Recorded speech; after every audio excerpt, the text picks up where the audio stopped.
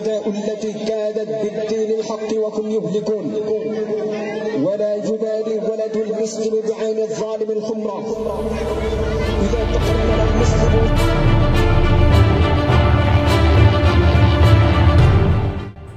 যশোর সদর উপজেলার রামনগরের জামিয়া ইসলামিয়া মাদ্রাসা 17 ডিসেম্বর একটি বাৎসরিক সাংস্কৃতিক অনুষ্ঠান 5 মিনিট 50 সেকেন্ডের একটি ভিডিও ভাইরাল হয়ে যায় ফেসবুকে।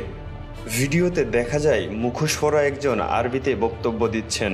তার নিরাপত্তার জন্য পাশে দাঁড়িয়ে আছে দুইজন, তাদের মুখেও মুখোশ ও হাতে অস্ত্র।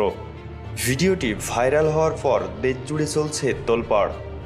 অনেকেই দাবি করেছেন এটি একটি জঙ্গি সমাবেশ। অন্যদিকে মাদ্রাসা কর্তৃপক্ষ জানিয়েছে এটি শুধুমাত্র যেমন খুশি তেমন সাজো নাটিকার অংশ। এ বিষয়ে নির্বাসিত লেখিকা তসলিমা নাসরিন বলেছেন, ছাত্ররা সন্ত্রাসী হামাস বা আইসিস এর ভূমিকায় অভিনয় করেছে। নাটিকায় কোরআনের দুটি সূরা যা কতল ও জিহাদের পক্ষে সেগুলো উচ্চস্বরে পড়া হয়। তাহলে প্রশ্ন হলো, নাটিকার উদ্দেশ্য কী ছিল?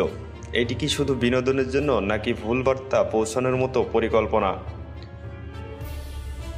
দর্শক হিসেবে আমাদের দায়িত্ব হবে কোনো কিছু যাচাই করা ছাড়া মন্তব্য না করা।